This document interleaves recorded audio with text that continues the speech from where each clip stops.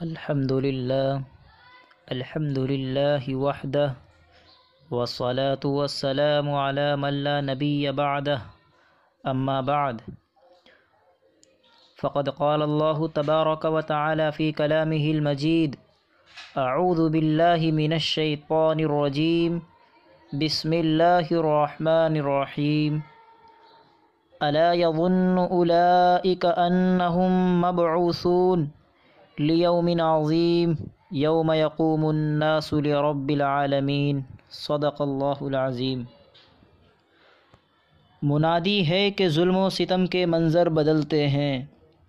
منادی ہے کہ ظلم و ستم کے منظر بدلتے ہیں، مگر یکدم ہمارے شیخ کے تیور بدلتے ہیں۔ شکستہ آئینوں کے ڈھیر ہیں پتھر کی بستی میں، شکستہ آئینوں کے ڈھیر ہیں پتھر کی بستی میں، وہی بازو ہیں لیکن ہاتھ کے پتھر بدلتے ہیں۔ کبھی قاتل کبھی منصف کبھی ہمدرد بنتے ہیں،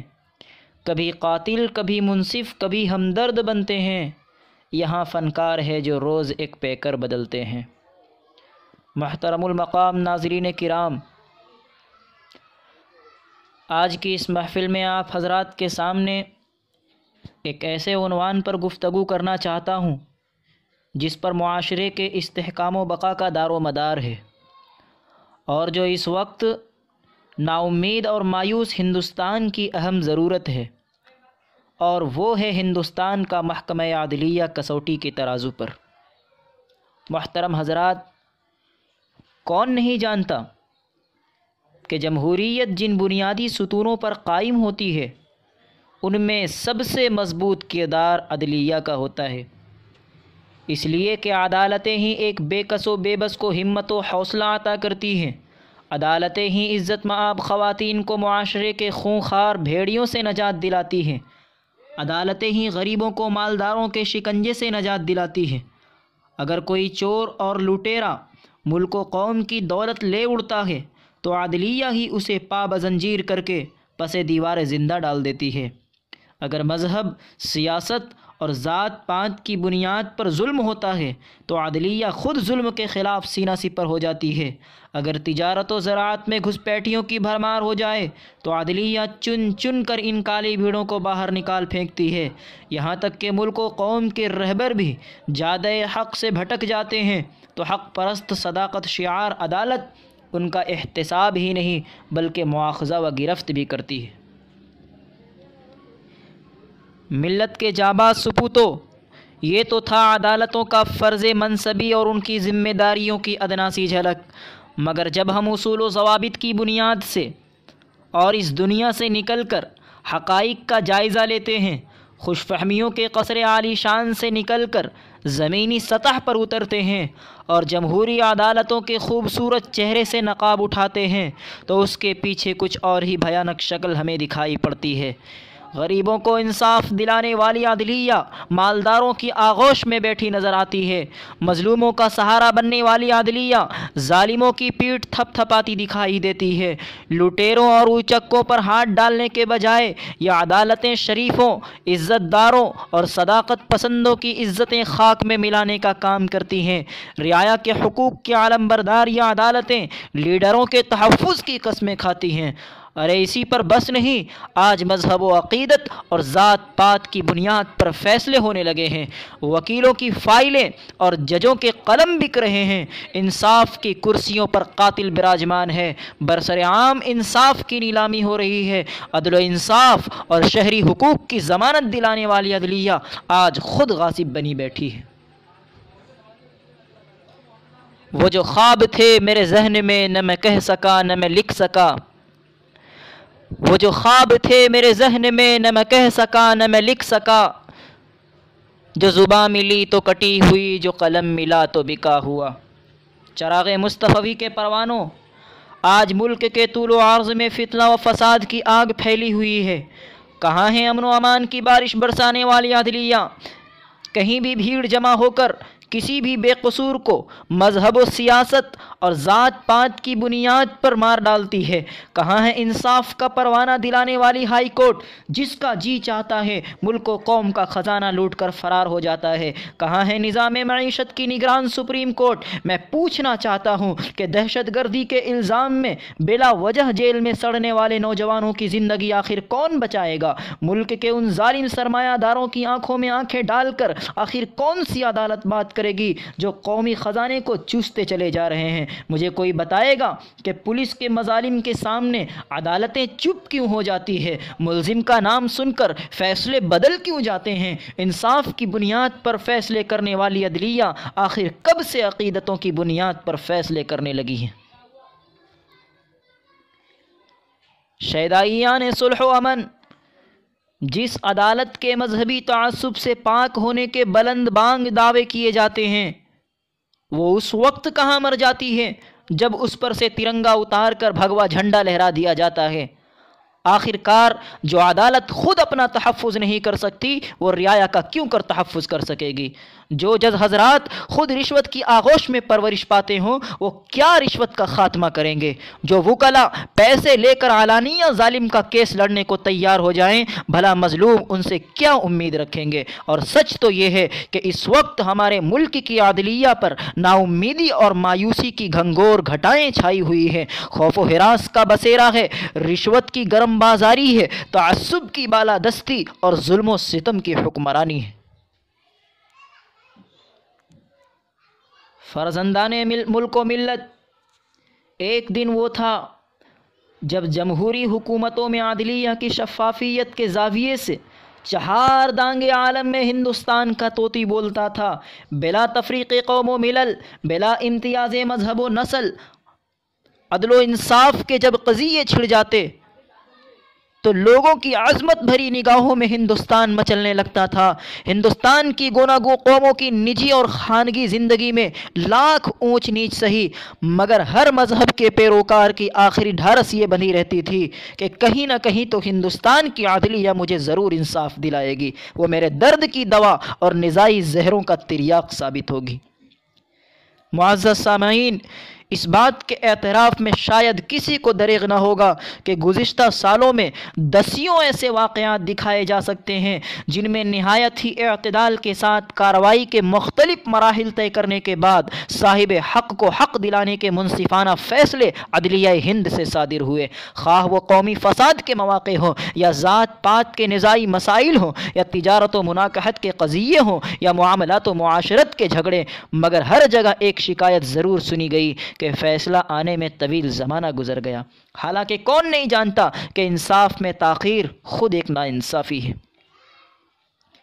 اس کے ساتھ ساتھ ایک منصف مزاج کو اس بات کا بھی اعتراف کرنا ہوگا کہ اس حسن و خوبی میں کار فرما کئی ایک عوامل و عناصر کے من جملہ آئین ہند میں شامل کی جانے والی وہ دفعات بھی ہیں جو ہمارے اکابرین ہند نے بڑی ہی عرق ریزی کے بعد نہایت خلوص دل سے شامل فرمائی تھی، اور ناانصافی و حق تلفی کے کیڑے نکال کر آئین ہند کو عدل و انصاف کا مرقع بنانے میں خون پسینہ ایک کر دیا تھا۔ خوشبختان دار سعادت بڑے دکھ اور افسوس کے ساتھ لڑکھڑاتی زبان سے ہی صحیح اس کا بھی ہمیں اعتراف کرنا ہوگا کہ جسے ہمارا ترے امتیاز کہیں یا متاع گرا مایا کہیں،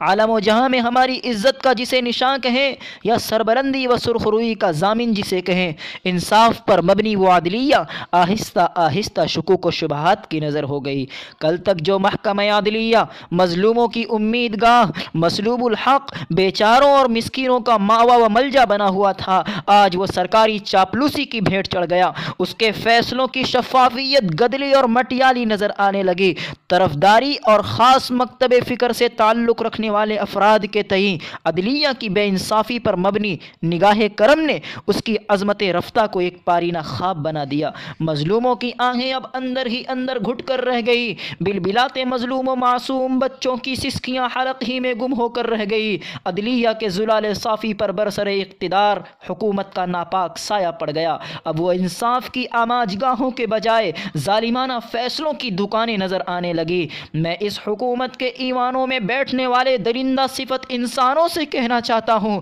کہ مٹ جائے گی مخلوق تو انصاف کرو گے، مٹ جائے گی مخلوق تو انصاف کرو گے، منصف ہو تو پھر حشر اٹھا کیوں نہیں دیتے۔ محبان سرزمین ہند، آئیے میں آپ حضرات کو ملک کی عدلیہ کے داغدار چہرے کی چند جھلکیاں دکھاؤں۔ یہاں مسلم گناہوں کے مجرموں کو بڑی بے شرمی کے ساتھ کلین چٹ دی جانے لگی ہے۔ بیسیوں افراد کا قاتل جب چاہے جیل سے رہا ہو کر قوم کا ہیرو اور لیڈر بن رہا ہے۔ برسر اقتدار حکومت کے خلاف آواز حق بلند کرنے والے صداقت پسندوں کی سزا جیل کی سلاخیں ٹھہرائی جانے لگی ہے۔ پہلے قوم کے گاڑھے پسینے کی کمائی میں سے ظالمانہ ٹیکس حاصل کر کے ترقی اور وکاس کے سبز باغ دکھائے جا رہے ہیں، اور دوسرے ہی دن صبح پاؤ پھٹتے پھٹتے یہ خبر اخبار کی سرخی بن کر شائع ہو جاتی ہے کہ فلاں سرمایہ دار 900 کروڑ روپیوں کا گھپلہ کر کے بیرون ملک بھاگ چکا ہے۔ ایک تانتا سا ان گھپلا کاروں کا بن گیا، نہ جانے کیسے کیسے شعبدہ بازوں، سورماؤں کی مزدوروں اور غریبوں کا خون چوسنے کی داستانیں اخباروں کی زینت بنی۔ اور اس سے بھی ایک قدم آگے یہ حادثہ ہوا کہ کروڑوں روپیوں کا گھپلا کر کے بیرون ممالک کی تفریح میں سرے مست ان مہذب گنڈوں کے خلاف صدائے حق کے پیکر ججوں کو انصاف دینے کے جرم میں موت کے گھاٹ اتارا جانے لگا ہے۔ عدلیہ کی اندرونی افراتفری پر قوم کو متنبہ کرنے کی پاداش میں حق گو ججوں اور قضات کو باغی اور عدلیہ کی بے عزتی کرنے والا ٹھہرایا جا رہا ہے۔ حکومت کی گندی پالیسیوں کو تشت ازبام کرنے والے عدل پسند وکیلوں کو اینٹی انڈیا اور دیش دروہی کا طعنہ دیا جا رہا ہے۔ دوسری کمزور قوموں کی عبادت گاہوں اور مذہبی تشخصات کو تختہ مشق بنا کر دستور ہند کے کلیدی اور اساسی آئینوں کی دھجیاں اڑائی جا رہی ہے۔ یوں کہنے کو جی چاہتا ہے کہ انصاف خود انصاف کا محتاج ہو گیا ہے، اور عدل کو خود ایک دوسرے عدل کی پیاس ہے۔